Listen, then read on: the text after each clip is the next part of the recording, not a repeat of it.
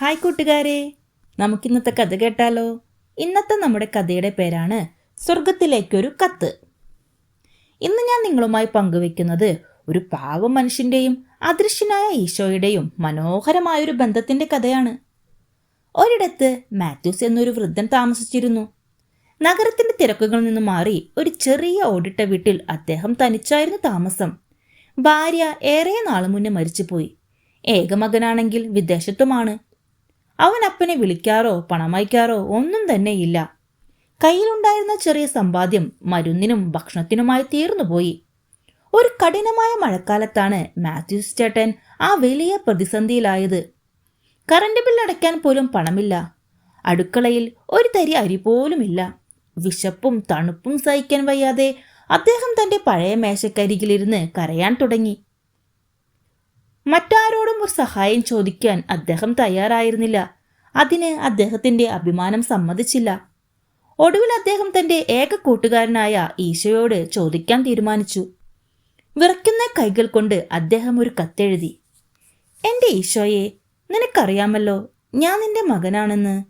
എനിക്ക് ഈ ലോകത്ത് നീയല്ലാതെ വേറെ ആരുമില്ല. എൻ്റെ മകൻ എന്നെ മറന്നു. പക്ഷേ നീ മറക്കില്ലെന്ന് എനിക്കറിയാം. എനിക്ക് വിശക്കുന്നു.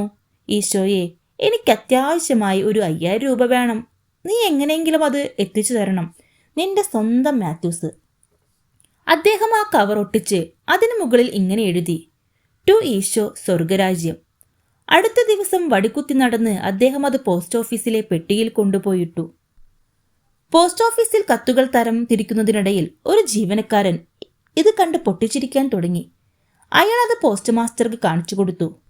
എല്ലാവരും ചേർന്ന് ആ പാവം മനുഷ്യന്റെ മണ്ടത്തരത്തെക്കുറിച്ച് തമാശകൾ പറഞ്ഞ് ചിരിക്കാൻ തുടങ്ങി. എന്നാൽ പോസ്റ്റ് മാസ്റ്റർ ആ കത്ത് തുറന്ന് വായിച്ചപ്പോൾ അദ്ദേഹത്തിന്റെ ഉള്ളൊന്ന് പിടഞ്ഞു. മാത്യൂസ് ചേട്ടന്റെ നിസ്സഹായാവസ്ഥ ആ വരികളിൽ ഉണ്ടായിരുന്നു. പോസ്റ്റ് മാസ്റ്റർ പറഞ്ഞു: സുഹൃത്തുക്കളെ, നമ്മൾ ഇതിനെ പരിഹസിക്കരുത്. ഈ മനുഷ്യൻ ഈശോയെ അത്രമേൽ വിശ്വസിക്കുന്നു. ആ വിശ്വാസം തകരാൻ പാടില്ല. നമുക്ക് ഈശോയുടെ കൈകളായി മാറിയാലോ? അവർ പോസ്റ്റ് ഓഫീസിലെ എല്ലാവരിൽ നിന്നും പണം പിരിച്ചു. പക്ഷേ അവർക്ക് 4000 രൂപ മാത്രമേ സംഘടിപ്പിക്കാൻ കഴിഞ്ഞുള്ളൂ. പോസ്റ്റ് മാസ്റ്റർ തൻ്റെ കയ്യിൽ നിന്ന് ഒരു 500 രൂപ കൂടി ഇട്ട് 4500 രൂപ ഒരു കവറിലാക്കി മാത്യൂസ് ചേട്ടൻ്റെ വീട്ടിലേക്ക് തിരിച്ചയച്ചു. 2 ദിവസം കഴിഞ്ഞ് മാത്യൂസ് ചേട്ടൻ വീണ്ടും പോസ്റ്റ് ഓഫീസിലെത്തി. ഒരു കത്ത് കൂടി പോസ്റ്റ് ബോക്സിലിട്ടു. ആകാംക്ഷയോടെ പോസ്റ്റ് മാസ്റ്റർ അതെടുത്ത് വായിച്ചു. അദ്ദേഹം കരുതിയത് വലിയ നന്ദി വാക്കുകളായിരിക്കുമെന്നാണ്. എന്നാൽ കത്ത് ഇതായിരുന്നു: ഈശോയെ, നീ അയച്ചു തന്ന പണം എനിക്ക് കിട്ടി. നിനക്ക് നന്ദി. പക്ഷേ ഇതിൽ 4500 രൂപയേ ഉള്ളൂ. ബാക്കി 500 രൂപ ഈ പോസ്റ്റ് ഓഫീസിലെ കള്ളന്മാരെടുത്തു എന്ന് തോന്നുന്നു. ഈശോയെ, എനിക്ക് നിന്നോടൊരു പരാതിയുമില്ല. പക്ഷേ ഈ ലോകത്തുള്ള മനുഷ്യരെ വിശ്വസിക്കാൻ കൊള്ളില്ല.